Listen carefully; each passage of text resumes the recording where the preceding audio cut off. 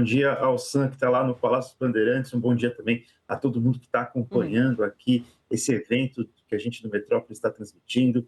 É isso, começou as eleições, é o pontapé inicial da principal campanha de oposição, né? Campanhas de oposição que a gente está vendo proliferar nesse momento, né? O presidente Lula vai encarar ali três, quatro candidatos de direita, candidatos mais ligados à oposição, e o Flávio Bolsonaro vai começar a dar o pontapé inicial na sua campanha ali, tendo dois aliados importantes ao seu lado, mas talvez não tendo todos os aliados que ele gostaria de ter, né? Eu acho que isso é o mais importante, porque ter Javier Milei, claro que é importante. Ter o Javier Milei ali ao lado dele, nesse lançamento de pré-candidatura, é algo bastante relevante. É o presidente da Argentina, a Argentina que é um dos principais parceiros comerciais do Brasil, né? É o principal parceiro aqui no Mercosul, apesar da rivalidade futebolística que tomou a internet, as ruas nas últimas semanas aí, mas a gente sabe a importância que o Brasil tem para a Argentina e que a Argentina tem para o Brasil. E mais do que isso seria ter ao seu lado ali Michele Bolsonaro, que talvez, provavelmente, o mais provável é que ela não esteja fisicamente presente, mas pelo menos já acabou esse clima bélico que tomou conta da campanha de Flávio Bolsonaro, esse clima bélico interno na campanha de Flávio Bolsonaro, que foi tão prejudicial nas últimas semanas, aí, no último mês, ali, desde aquele vídeo até a última quinta-feira ali, quando Michele Bolsonaro e Flávio Bolsonaro, se não fizeram as pazes, se não viraram novamente grandes amigos, pelo menos tem uma trégua ali, um armistício nesse momento ali, vamos ver os próximos passos. Mas o que eu acho mais relevante, o meu destaque inicial seria justamente Flávio Bolsonaro. Tem Javier Milei, tem Michele Bolsonaro, mas não tem, talvez, aqueles que ele mais desejava, que é o Centrão, ter os partidos do Centrão do lado, ter ali o apoio formal de PP, de Republicanos e de União Brasil. Isso está muito difícil, claro, muita gente do PL ali que a gente conversa ainda fala, ainda é possível, estamos trabalhando, vamos aguardar, nada está definido, mas com certeza Flávio Bolsonaro gostaria de estar nessa convenção, já anunciando uma vice que será uma mulher, e ele gostaria que fosse uma vice de outro partido, que não fosse uma vice do PL, algo que parece cada vez mais difícil, né? A gente está vendo ali que o PP, o Progressistas, né, a Federação Progressistas União Brasil, não vai estar, o Republicanos, que era um partido que no último mês ali chegou a estar mais perto, chegou a estar mais longe, hoje está mais longe, hoje aparentemente não estará com Flávio Bolsonaro, vai estar todo mundo independente nessas eleições. E aí a grande pergunta que eu acho que a gente tem que começar a conversar, qual que é o peso de cada um desses apoios? Qual que é o peso de ter o Progressistas e União Brasil ante o eleitorado? Qual que é a vantagem, quais são as desvantagens? Agora, Javier Milei, o quanto que é realmente importante ter? É mais simbólico ou realmente terá um efeito prático ali em trazer votos para Flávio Bolsonaro? Porque a eleição é sempre isso. O grande debate eleitoral é o que eu posso fazer para trazer mais votos, para manter os votos que eu tenho e trazer os eleitores que ainda não estão votando em mim. Michele Bolsonaro, qual que vai ser o peso da Michele Bolsonaro nessa campanha? Realmente ter Michele Bolsonaro traz votos ou evita perder votos? Eu acho que esse é um grande debate ali que a gente vai ver, e eu acho que esse discurso inicial do Flávio Bolsonaro vai indicar muito o tom da campanha que ele vai querer adotar, justamente nesse entendimento. O que eu preciso falar para trazer o eleitor que não está comigo ainda, o eleitor que talvez nem saiba, né, que Flávio Bolsonaro será candidato, porque também a gente tem muito isso. Quem está acompanhando aqui o Metrópolis nesse sábado de manhã, né, 9 e quase 9h40 da manhã, com certeza acompanha muito política, tem uma posição, tem uma preferência ideológica, mas nem todo mundo está tão ligado em eleição. A gente vai ter aí os próximos meses de um intensivão político para todo mundo ali, antes das urnas serem abertas ali no começo de outubro. Natália? É isso mesmo.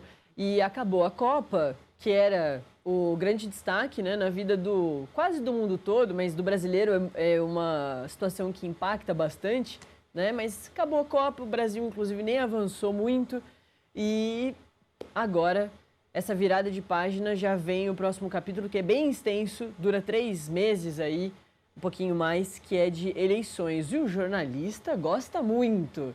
Eu brinquei ontem, falei, olha a sorte que a gente tem de estar de plantão justamente no plantão dos mais importantes das eleições, do comecinho dos plantões de eleições, que é do lançamento de 2 candidaturas muito importantes. Claro, a nacional do PL, que é do Flávio Bolsonaro. A gente vê, a Isa relembrou aqui o Datafolha de ontem, né? Ele segue sendo dos principais candidatos à presidência da República. Hoje torna-se candidato, né? A gente vai deixar de falar de pré-candidato.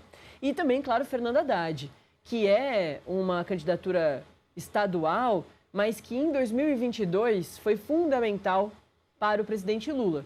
E é por isso mesmo que o presidente Lula entende que o Haddad é o melhor nome de novo para fazer esse trabalho, talvez ingrato, de ir para uma eleição que as pesquisas mostram que pode ser definida no primeiro turno, mas para fazer um trabalho de campanha, principalmente para a campanha nacional, né, Zucchi? Então, o Fernando Haddad pode, mais uma vez, ser essa escada para o presidente Lula. Ele tem tido há muitos anos essa função, né, de um suporte fundamental para todos os processos políticos do presidente Lula. É claro que para o presidente Lula, essa lealdade é fundamental, até porque depois de 26, Lula vai precisar escolher, vai precisar ungir uma continuação. Bem diferente da situação de Jair Bolsonaro, que teve que ungir também, porque aí ele está inelegível até 2060. O presidente Lula está elegível, mas tem uma questão de idade, né? Uma questão fisiológica, que talvez o impeça de continuar. E claro, também, ele já foi presidente, se ele pode, vencendo as eleições de 2026, vai ter sido 4 vezes presidente da República, né? Ele não vai poder mesmo se reeleger lá em 2030, o Zucchi. É isso, né? Ele não pode se reeleger em 2030, até depois. Ele poderia se reeleger depois de 4 anos de um eventual mandato ali, de um outro presidente, mas é difícil acreditar que com mais de 85 anos, com quase 90 anos, né, passando dos 90 anos, o Lula vai tentar voltar à presidência da República. Agora, sempre foi muito difícil para a gente separar a eleição estadual, as eleições estaduais da eleição nacional. Não sei se o Milei está chegando aí, se precisar me interromper, por favor. O que acontece? Sempre foi muito difícil fazer essa separação. Em um ambiente altamente polarizado, como a gente tem nas eleições, não vou falar nem 2018, talvez desde 2014, quando Aécio Neves enfrentou Dilma Rousseff, foi uma eleição também bastante polarizada. Em um ambiente altamente polarizado, é mais difícil ainda você fazer essa separação. Quando a gente conversa com gente do PT, quando a gente conversa com lideranças do PT, com caciques do PT, todo mundo deixa muito claro isso. Olha, tem muita gente no partido que está indo para o sacrifício. O que é esse sacrifício? Se lança candidato, se põe como candidato, disputa as eleições em uma eleição em que dificilmente vai conseguir ganhar, uma eleição difícil, uma eleição que em estados como, por exemplo, São Paulo, onde a oposição, onde a direita sempre foi muito forte, mas visando ajudar o presidente Lula na reeleição nacional. No caso do Haddad, essa conta nas campanhas é muito clara. O presidente Gustavo Lula Zucchi, não precisa desculpa ganhar. te cortar. Javier Milei está chegando, agora realmente está. Essa a principal expectativa dessa manhã, antes mesmo, claro, dos lançamentos das candidaturas que a gente já falou aqui, de Flávio Bolsonaro, que vai antes para o Palácio dos Bandeirantes, para o Palácio do Governo de São Paulo, que é de onde a gente está vendo essa imagem, para conversar com Javier Milei e aí sim se deslocar para o Pacaembu para fazer o lançamento da sua candidatura. E também é um final de semana, sábado, hoje principalmente, o lançamento da candidatura de Fernando Haddad. Daqui a pouquinho a gente vai lá para Campinas para conversar com o Leonardo Amaro, que já está esperando aqui, mas vou pedir também para segurar um pouquinho, justamente porque agora o destaque é o Javier Milei. Essa vai ser a imagem que você vai ver, é bagunçada mesmo, não tem jeito, vai entrar gente na frente, vai ser correria, porque o presidente da Argentina está chegando. Essa é a porta do Palácio dos Bandeirantes, fica na zona oeste do estado, da cidade de São Paulo, lá no Morumbi. Agora já começa a entrar mais um batedor, já passou um, passou outro agora. Os batedores vêm em motos e em algumas viaturas, muitas vezes, da polícia do estado de São Paulo. Agora é isso. Entram os batedores, motos, todos os carros que vão acompanhar o Javier Milei.